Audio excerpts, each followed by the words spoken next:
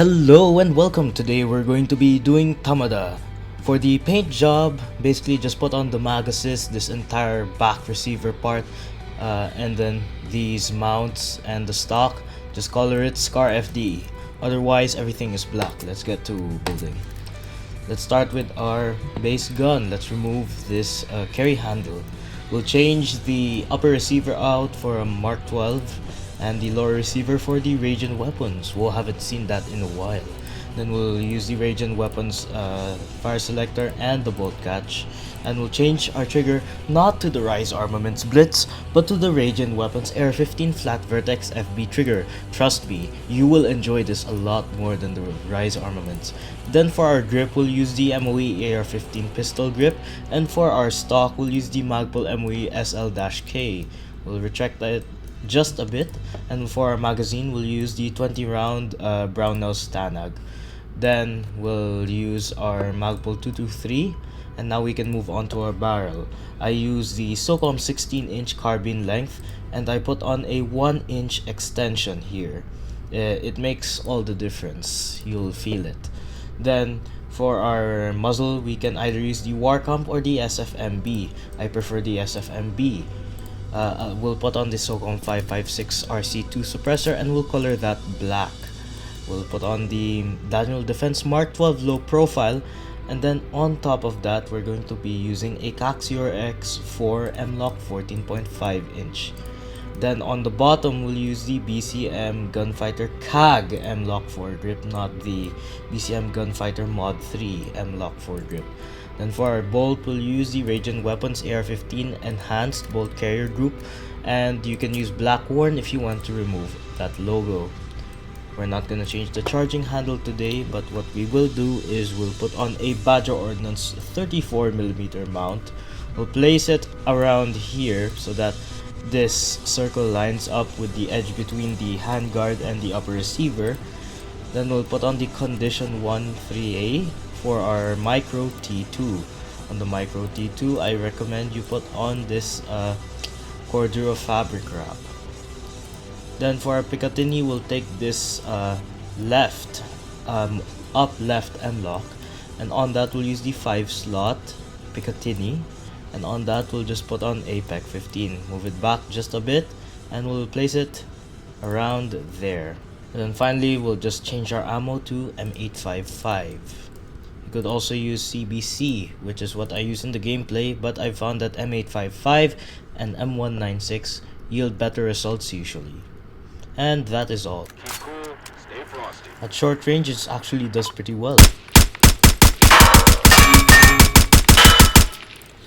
Maybe not the best at focused fire, but suppression when you need it, it's good.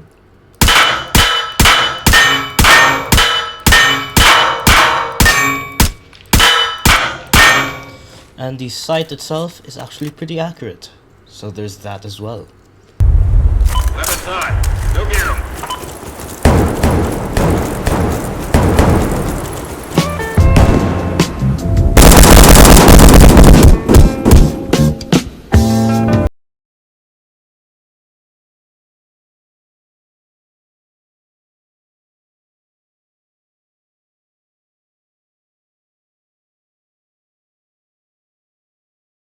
Of all the women in the world, you're the one I love. I'm the one that's missing you.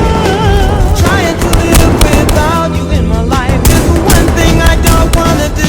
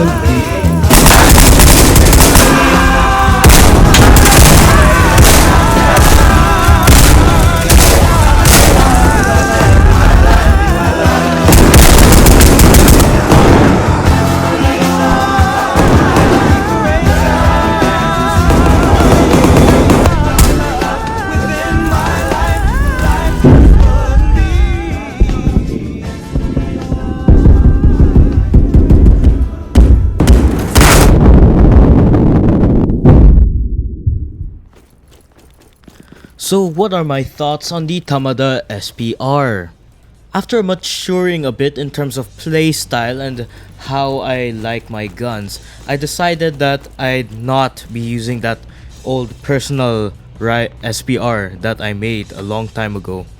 Right now, I'm actually finding it more enjoyable to use guns that have the drip but not necessarily the best performance. And this really does not qualify to have good performance. It's heavier than the personal SPR. It has worse ergo, if I remember correctly, than the personal SPR. It feels worse than the personal SPR, and above all, it just doesn't have the performance to match some of the GPR builds that have LPVOs on them. What this thing does have though is unparalleled drip. This is probably one of the best builds in terms of looks that I've made on this channel. This really does not fare well for meta slaves, as it doesn't have the perfect combination for an SPR, and it doesn't have the best ergo, and it doesn't have the best no. That doesn't matter here. This is a gun that is made to look good, and I based it off a bunch of IRL setups. So if you're gonna cry about this thing having not enough ergo or not low enough recoil, then you can all go back to your monstrosities and you can enjoy them without considering the appearance of your gun. Personally, I made this as a challenge so that I will know how to use an actual SPR that isn't built for performance, that isn't built for my personal needs. I did not care about my personal playstyle when making this, and it actually turned out pretty well. This is probably one of my favorite SPR builds now. This is also a wake-up call in the gun form to start using different kinds of guns, because really you should be experimenting in this game. There's a reason why the motto of this game is your gun, your freedom. You should be able to do whatever you want with it, but at the same time you should be able to experiment, because sometimes you might find something that you like that you never thought you'd like.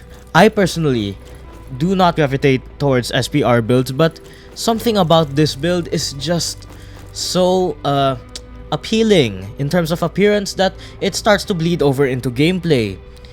The games I had after recording this were actually 3 times better. They're my first 30 and 40 kill games since 0.23.2. Yeah. So in conclusion, you may not like this gun at first, but I can guarantee you that you will probably learn to enjoy this over time, and that honestly, it's really a good gun if you get to know it. Anyways, thank you for watching. I hope you enjoyed, and I hope you have a good one.